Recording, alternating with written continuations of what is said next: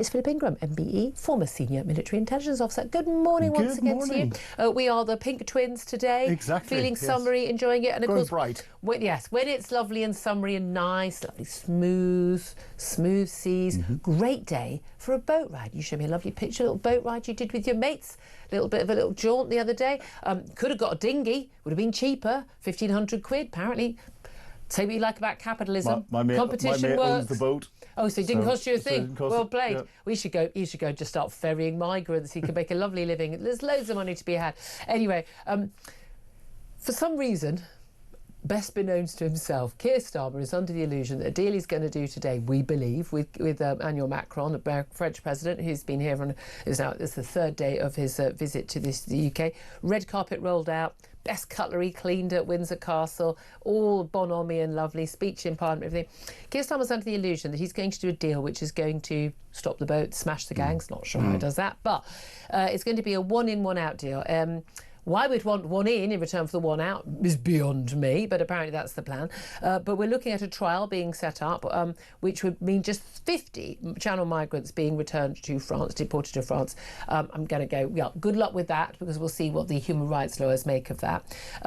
That would be for the trial. It would be the equivalent of just 1 in 17 of those actually arriving in a normal week these days.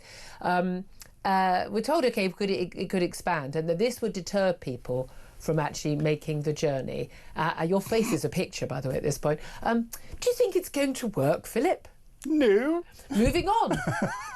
I had to recheck my maths. I was never very good at maths, but I went better through at it than Starmer is. And you know, 50 in, so we send 50 back to France, and they send us 50 back again. I'll get the calculator on my phone out. Hold on a mo. No, it doesn't. So that means that we've got the same number that had come in beforehand. So we're getting 1,250-ish a week. So we're still growing by that number, and this is a good deal. Oh, and by the way, that then means that to find those other 50, we have to find someone proving they've got relatives in the UK, and therefore processing them. And their identity documents will have to magically just appear for all that to happen. Well, why don't we just process them and refuse them in Calais, and everyone gets processed in Calais? If they don't get processed there, they don't get in. And we then don't have people crossing the channel. But except we still would, because people who wouldn't get through on that system would still have an urge to go the boat. The theory behind this, I get why they think this might work. They're wrong, but I get it. Okay, so you've got this idea again. Everyone, same for the Rwanda scheme, same for this scheme. This idea that if you come over here, but you've got a good chance of basically not being able to stay here, it's not worth your while to pay. It used to be £5,000, now it's about £1,500 to come over on the boats. They're basing that on the Australia scheme, where basically you never set foot on Australian soil, end of, nothing to discuss, and you will never do so. The reason why that worked is because the reason why that worked was because it literally meant that you never set foot on Australian soil, and they didn't, and the boat stopped. It took a couple of months, that was it, and the boat stopped, end of, nothing to discuss. A longer bit of sea and ocean to cover, fair enough. The reason why I thought Rwanda wouldn't work, because they were never going to deport, the 120,000 backlog to Rwanda. It wasn't going to happen. And at the end of the day, it's about the odds. People who are going to be travelling from, Eritrea or Afghanistan or any other basket case country, war-torn or economic migrants, the amount of money and the risks you take physically to actually get to Libya, to then get the boat across, and then get across all the borders in Europe to get to Calais and paying the people smugglers. The point of that, at that point, you're not, and the risk of crossing the biggest shipping lane and busiest shipping lane in the world, you're not then going to suddenly say, oh, but I've got a 1 in 17 chance of being sent back. It's not worth my while. I'll head back to my village in Eritrea. That's not going to actually put people off. But I'm sure Downing Street would say, but this is just a trial. It's going to be much bigger scale. But this is the problem. We're saying, well, we're going to take, as you say, other people, the asylum seekers who are eligible. I don't understand why someone who is already in a safe country like France feels the need desperately to leave France. They're already not our problem. If Europe want to have open borders, that's up to them, not my problem, thank you, as a British taxpayer. And I don't see why, because they've got an uncle living in Leicester or a second cousin in Leicester, that they should be able to come over. And by the way, they won't come over on their own. They'll be bringing their husband or wife, their 4 kids, grandma, grandpa, dad, brother, sister, brother-in-law, sister-in-law, uncle, second cousin once removed. We will have 15 people for every one that we deport. And they've just opened another business line for the organised crime gangs, because the organised crime gangs are going to go rent a relative. And here's the paperwork. Ta-da. Ta-da. And therefore, it's not smashing the gangs, it's enabling the gangs with more ways to make money out of these individuals who, some of them are desperate, some of them are being pushed in deliberately to disrupt us. And that's most of them. Most are economic migrants. That is the reality. Most are economic migrants, yeah. But it's interesting that Macron said earlier this week, 1 in 3 of those who are arriving in Europe want to come to the UK. Well, then, surely it would be in his interests to I've always said this, it's in French interest to try and stop these people leaving on the basis they won't be going to France. France, they make it quite inhospitable for people. But the idea that, A, Macron could stop the boats tomorrow if he wanted to. And B, he as Liz Truss rightly identified, he is foe, not friend. He's been punishing the British people for a democratic vote for the last 9 years. He's a game player, but my worry is he is a better deal maker than Keir Starmer. I was saying on the show yesterday, and it's totally true, genuinely, we'll end up paying Mauritius for this deal. Yeah, but the other thing, and this is where Macron is right, he says there's too much of a pull factor, because the UK just rolls over and goes, tickle my tummy, yes, you can stay.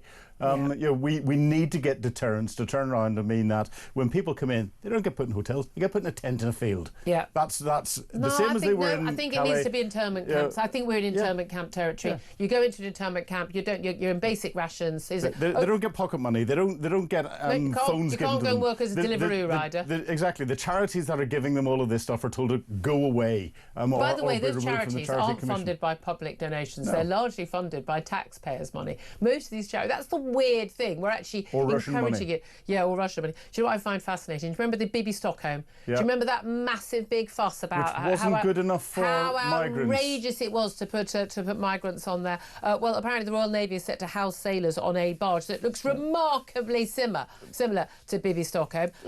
I tell you what, I bet the human rights lawyers are all queuing up to make a case to get them off, to get those sailors off, aren't they? Absolutely queuing up. The Sans Vitesse, which is painted in dazzle colours. I have to say, the painting like a psychedelic zebra. Yeah, exactly. It's quite a look. Yes, it's interesting, and they're going to put that. But the same with the army barracks. Yeah. Good enough for our servicemen and women, apparently. Not good enough for some migrant from some basket case country who's here illegally. Yeah. But I tell you the other thing I think is fascinating about this. If this government is saying, no, we're going to return people, are they not accepting de facto that these people are not legitimate asylum seekers? In which case, why have they been afforded the rights of asylum seekers when they aren't? They're not, and this is where the government, the gangs haven't been smashed. There's nothing being done to try and deal with the numbers that we've got in this country. The growing feeling of resentment is going to cause problems, and the government is just not listening to that. I have to say, as the years go by and the numbers mount up and the costs mount up and, frankly, the criminality mounts up, I am becoming increasingly militant on this. And I think I speak to a lot of people, card-carrying Labour Party members who would have considered them. You'd definitely, if you met them, you'd go, oh, these people are totally full-on, Starmerites, who are now like, I'm done with this now. Yeah. Put them all on a boat, send them back. I'm done with this. And people, I think people are now increasingly militant about this. And I think Keir Starmer is insane if he thinks that this is going to fly with the British people. No, he's doing nothing. The 50 as a trial is nothing. He doesn't get it. But again, also a trial. How long's a trial going to be? No, I need like 1,000 a day being sent. It'll be as long as Macron wants it to be. And he's just playing with it. He's going, yes, I've had a nice dinner. It's been a good visit. We'll give you a little bit of a sop. There you are. That's right. all it is. I'd love to hear your thoughts on this. I have a funny feeling you feel strongly about this too. I tell you what, I'd particularly like to hear from you if you think this is a good plan. There must be one of you. You might have tuned in by accident. You were trying to tune into, I don't know, Lib Dem radio. You made the wrong call. I'd love to hear from you. 0344 499 1000. Love to hear your thoughts, whatever they are, on this and any of the other topics. Let's also talk about, before we go to a break, again, this is not a surprise. The living on sickness benefits will soon pay £2.5 grand a year more than a minimum wage jobs. So what a surprise that people go, it's not worth going to work. Now, a lot of people, the great and the good, who go, oh, well, I get so much enjoyment from my work and so much status and in whatever I do. Well, actually, a lot of people have really rubbish jobs that aren't fun. They've got a rubbish boss and they're treated badly and they're paid nothing and it's in bad conditions. And they think, now personally, I think our audience would agree, working is good for you and better for you. But there's a lot of people go, but I can go on the sick. And I can have not just the same money or almost the same money without the hassle, but more money. It's a rational decision to make. But this is the Centre for Social Justice, who are a brilliant think tank. Universal credit claimant who's not working and takes the average housing benefit plus personal independence payment for ill health, which again is now huge numbers of people, will receive £25,000 as of next year. But a full-time worker on the national living wage of £12.21 an hour will earn around £22,500 after paying income tax, national insurance. But what's actually in your pocket, in your bank account, £2,500 is a huge sum of money. So those on minimum wage, who are losing a little bit of tax and their national insurance, are paying for those that are getting more than them by doing nothing. And crucially, it will be their neighbours. And this is one of the things why I think your Labour, Islington-y, your poshies don't really care about this issue. They don't think it's a problem. They don't know people who do this because they're the same people who don't think that people have kids to get extra benefits. Exactly. Because kids to them are an expense. Yep. You have to buy a bigger car or you have to moved to a bigger home. No, you just get given a bigger home. Yes. You get more benefits. Your kids aren't an expense to you because you don't spend anything on them or make any effort for them. And this is the thing, they don't understand because they don't live next door to these people. But I tell you who does understand. And the support, remember when the two-child benefit cap came in, but also that 26 grand benefit, that's it, that's the max any family, I don't care how many kids you've got, that's the max you're going to get ever. The most support for that was from people who earned under 20 grand a year. Why? Because they live in the same street as those people and they're getting up and they're going to work, often doing the jobs that a lot of people don't want to do on minimum wage, and him next door is sitting there watching daytime telly. Hi. Until he goes into the shop and then abuses the shop worker on minimum wage, who just happens to be the next door neighbour, and goes out and chucks his litter all over the the which is the other neighbours having to sweep up for minimum wage. And his kids don't go to school, so the teacher has to do the lesson again, and their kid gets held back. This is a real problem, and it's not just a financial problem, it's a cultural problem, it's a neighbourhood problem, societal problem, it affects education, it affects health, it affects everything. And I get... It annoys me how much this was allowed to grow up since lockdown, when Ian Duncan-Smith, I think he's an absolute hero on this, did so much to get families back to work and just say no. And everyone thought he was, on the left, he's so cruel, but they haven't backtracked on a single one of his policies, which I think is very telling. Just finally, let's talk Jake Berry. He was just on the show with Mike Graham in the last hour. Sir Jake Berry, everyone's got a sodding title these days, haven't they? Thick as thieves, all these knighthood people. He was chairman of the Tory party briefly. He was a Boris Johnson acolyte, a Liz Truss acolyte. He was a presenter on this station for some time. He filled in on my show regularly on a Friday.